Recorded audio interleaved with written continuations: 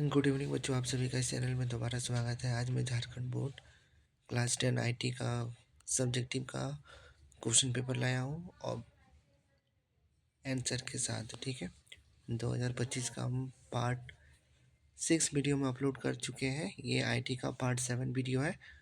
Playlist में जाके सारे वीडियो ज़रूर देखिएगा। झारखंड बोर्ड की जितने भी मैट्रिक के बच्चे हैं, जो जिनका जिनका आईटी सब्जेक्ट है, इस चैनल से तैयारी कर सकते हैं। सब्जेक्टिव का वीडियो मैं 2 डाल चुका हूँ और 3 में अपलोड करूँगा। सभी को एक कॉपी में अच्छी तरह से लिख के याद कर लीजिए। एग्ज़ाम में आपका इससे बाहर एक भी क्वेश्चंस नहीं पूछेगा। चलिए देखते हैं 2024 में क्या क्या आपका सब्जेक्टिव में क्वेश्चंस पूछा गया था। चलिए देखते हैं एक एक करके सारे क्वेश्चंस। ऑब्जेक्टिव का ऑलरेडी हम वीडियो अपलोड कर चुके हैं। देखिए 16 से लेके आपका 21 तक आपका एक एक मार्क्स का है। ठीक है, 16 में पूछा है DBMS का पूरा नाम लिख पूछा है। 17 में ITS का मतलब पूछा है। 18 में पूछा है डेटाबेस मैनेजमेंट सिस्टम क्या होता है। 18 में 19 में पूछा है आपका प्राइमरी की क्या है।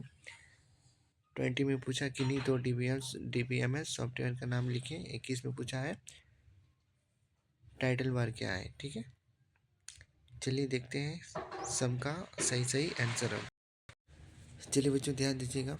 16 में हमको पूछा था what is the full form of DBMS। ठीक है, DBMS का फुल फॉर्म क्या होता है, तो इसका फुल फॉर्म होता है डाटाबेस मैनेजमेंट सिस्टम। 16 का सही आंसर ये हो जाएगा। 17 में आपका पूछा था what does IT stands for. IT का मतलब क्या होता है, तो इंफॉर्मेशन टेक्नोलॉजी, सूचना प्रौद्योगिकी। ठीक है, चलिए हम लोग 18 देखते हैं। 18 में आपको पूछा गया था what is database management system. Database management system क्या है, तो देखिए इसका आंसर हम यहाँ लिख दिए। डाटाबेस मैनेजमेंट सिस्टम DBMS वह सॉफ्टवेयर होता है जो डेटाबेस को बनाने सुरक्षित रखने और प्रबंधित करने का कार्य करता है। ठीक है, 19 में आपको पूछा था प्राइमरी की क्या क्या क्या है, व्हाट इज़ प्राइमरी की। तो प्राइमरी की वह फील्ड होती है जो डाटाबेस टेबल में हर रिकॉर्ड को यूनिकली आइडेंटिफाई करती है। ठीक है, चलिए अब हम लोग देखते हैं 20 में आपका पूछा था किन्हीं दो DBMS सॉफ्टवेयर का नाम लिखिए। ठीक है, तो दो सॉफ्टवेयर का नाम आपका हो जाएगा MySQL और एक हो जाएगा ओरेकल। ठीक है, ओरेकल। 21 में आपका पूछा था टाइटल बार क्या है, व्हाट इज टाइटल बार। तो किसी विंडो के सबसे ऊपर दिखाई देने वाली पट्टी जिसमें सॉफ्टवेयर या फाइल का नाम आता है टाइटल बार कहलाती है। चलिए अब हम लोग देखेंगे सेक्शन C 3 मार्क्स में आपका क्या क्या पूछा है। चलिए ध्यान दीजिएगा। चलिए पहले हम आपको क्वेश्चन दिखा देते हैं। ये आपका पार्ट 7 वीडियो है। ठीक है, सारे बच्चे IT के जितने झारखंड बोर्ड के बच्चे पढ़ रहे हैं सभी इस चैनल से मन लगा के तैयारी कीजिए।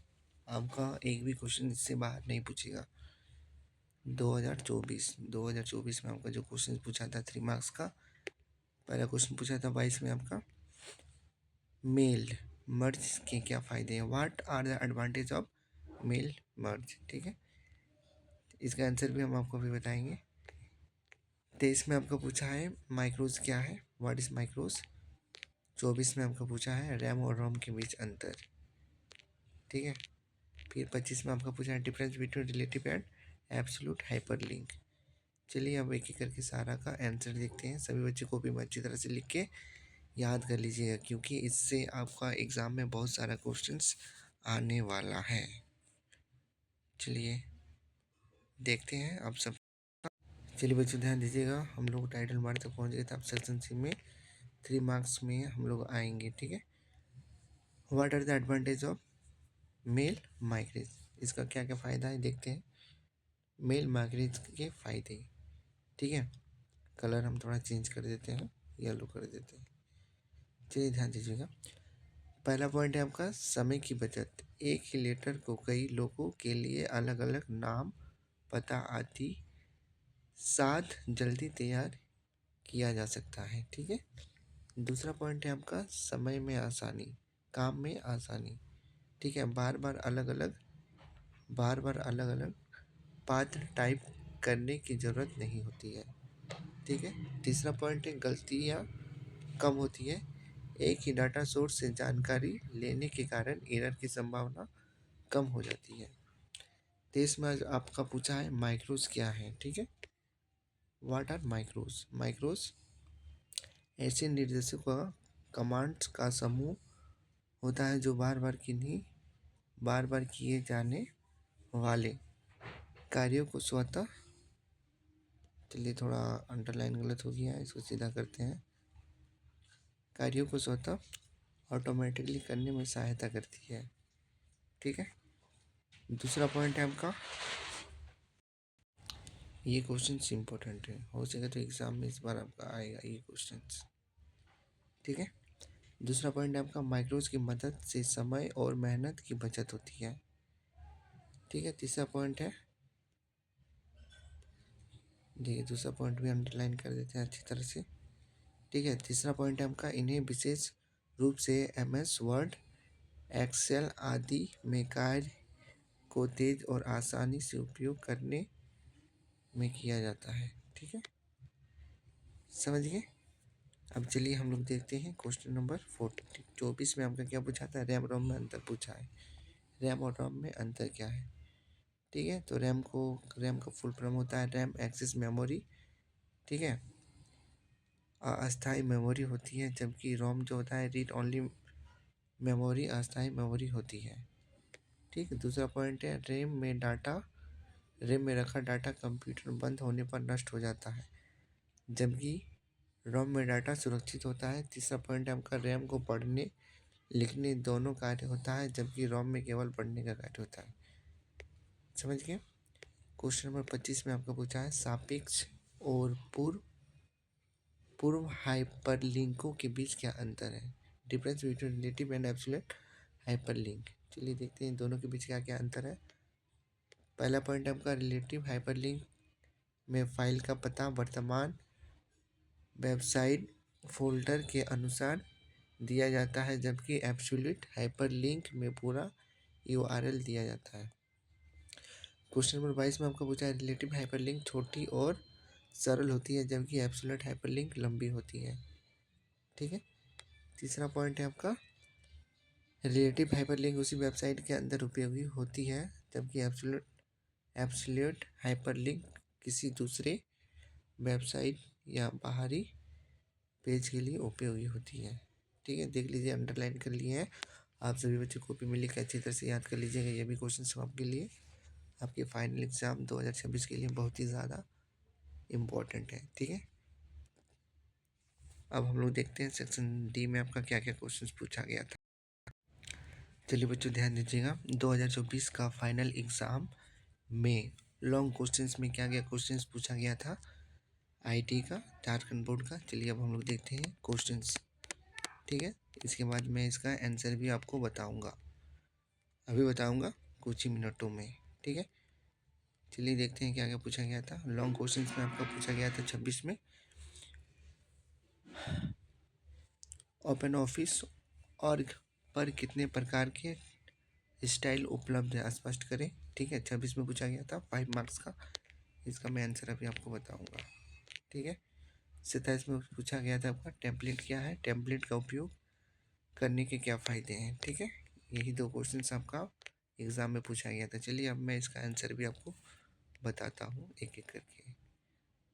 सबसे पहले स्टार्ट करेंगे लॉन्ग क्वेश्चंस 26, ये 26 या 27 में से क्वेश्चन नंबर 26 या फिर 27 में एक क्वेश्चन आपका 2026 का फाइनल एग्जाम में रहेगा, इसलिए सारे बच्चे IT के जितने भी स्टूडेंट हैं सभी कोई दो अच्छी तरह से ये दो क्वेश्चन याद कर लीजिएगा। चलिए बच्चों ध्यान दीजिएगा आंसर पे। अब